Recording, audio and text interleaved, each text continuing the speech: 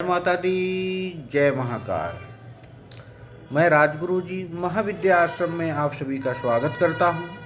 आज मैं आप लोगों के लिए एक अद्भुत साधना प्रयोग लेके उपस्थित हुआ।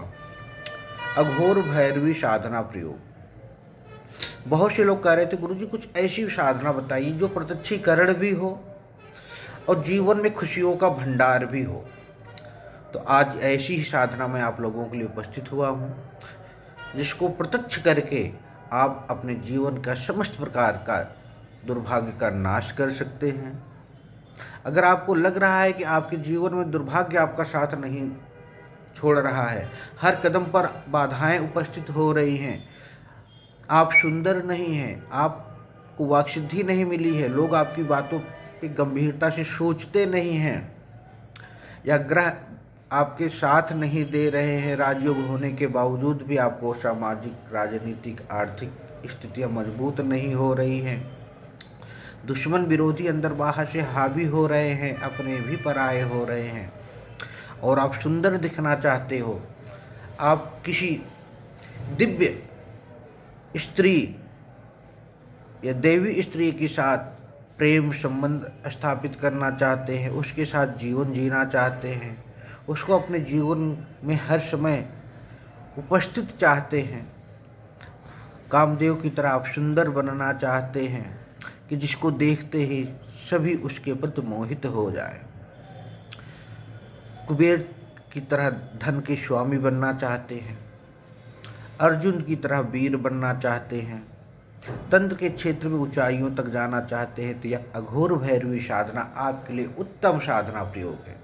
इस अकेली साधना से आप अघोर भैरवी का प्रत्यक्षीकरण करके उससे मनचाहा वर्ग करा सकते हैं, वशीकरण करा सकते हैं, किसी का सम्मोहन करा सकते हैं, आकर्षण करा सकते हैं, उच्चाटन करा सकते हैं, विद्वेषण करा सकते हैं, समाज में मान सम्मान, प्रतिष्ठा, यश, कीर्ति भी अर्जित कर सकते हैं। इसके माध्यम से यह एक अद्भुत साधना प्रयोग है। जब भी आपको लगे कि आप परेशानियों से घिर गए हैं, जीवन में खुशियाँ कौन नहीं चाहता, लेकिन दुर्भाग्य उसका साथ ही नहीं छोड़ रहे हैं, परंतु पूर्व जन्म के कुछ ऐसे दोष हैं जो हमें रुलाते रहते हैं, हमें शिष्य नहीं हमें गुलाम बना देते हैं। अब तो इन सारे दोषों को ओढ़ के चलना उचित नहीं है, नहीं तो ये दोष हमें ज्योतिषियों के गुलाम बना देंगे, हम उनके पीछे भागेंगे। हमें गुरु चाहिए, इष्ट चाहिए, हमें गुरु पे विश्वास करना चाहिए और इष्ट पर विश्वास करना चाहिए। भगवान से भिक्षा मांगना ये शिष्यों का कार्य नहीं है, ये अनुमति हमारे सदगुरु जी ने हमें कभी प्रदान ही नहीं की थी। हमारे गुरु जी ने कहा था, उनका एक ही शब्द था, ब्रह्मांड से कह दो हमें भिक्षा नहीं, हमें भक्ति चाहिए, हमें साधना चाहिए। तो आप इस साधना को संपन्न करके आप भिक्षुक नहीं साधक बन जाएंगे। आपको मांगना नहीं पड़ेगा, आप छीन के उसे सकते हैं। जीवन में खुशियाँ साधना और गुरु के माध्यम से ही मिलती हैं, और उन्हीं की कृपा से मिलती है ये अघोर भैरवी साधना, जो मुझे अपने गुरुजी से मिली और मैं आप लोगों को बता रहा हूँ। यह साधना अत्यंत प्रभावी है और जीवन के समस्त प्रकार की समस्याओं, दोषों का अंत कर देती है, और आपके साथ प्रेमी या प्रेमिका की तरह आपकी समस्त भावनाओं का कद्र करके उनकी मनोकामनाओं की पूर्ति करती है। इस साधना में सामग्री क्या लगती है? काली हकीक की माला, अघोर भैरवी यंत्र, मिट्टी का दीपक, काले वस्त्र, कपूर। आसन भी काला होगा। यंत्र प्राण प्रतिष्ठित, मंत्र सिद्ध, चैतन्य संकल्पित होना बहुत जरूरी है। अब करना कैसे, इसकी विधि क्या है? सर्वप्रथम स्नान करके साधना में प्रवेश करना चाहिए।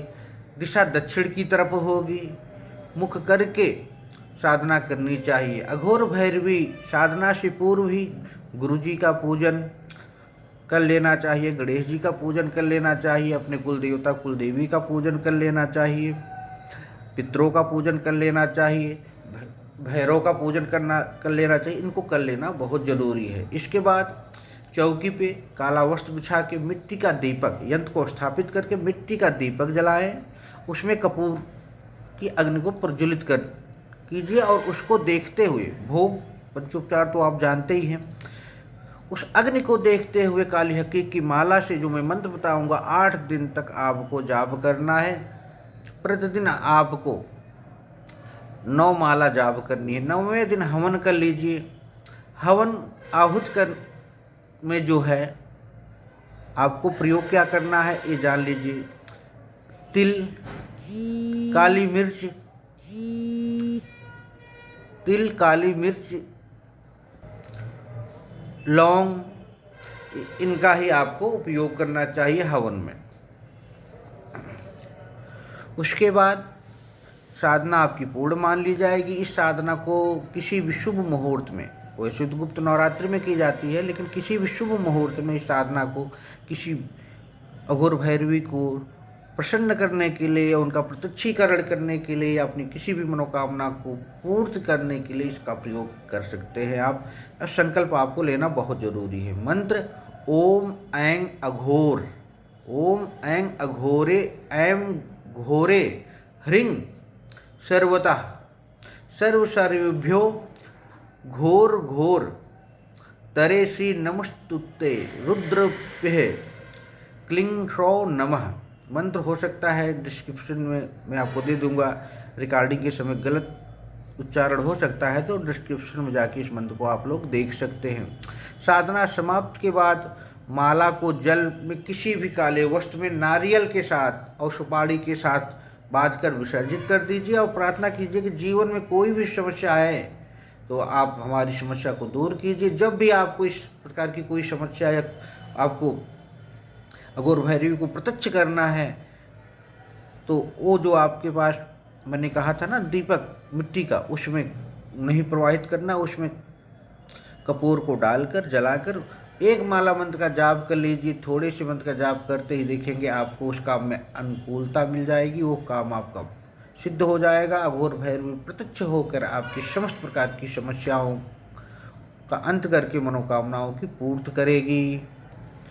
यह साधना मैं आप लोगों को जानकारी के लिए प्रदान कर रहा हूँ। उपरोक्त साधना अगर करने के लिए अपने आसपास किसी योग्य गुरु से मार्ग आज्ञा लेके उसके मार्गदर्शन में ही इस प्रकार की साधना को करना चाहिए।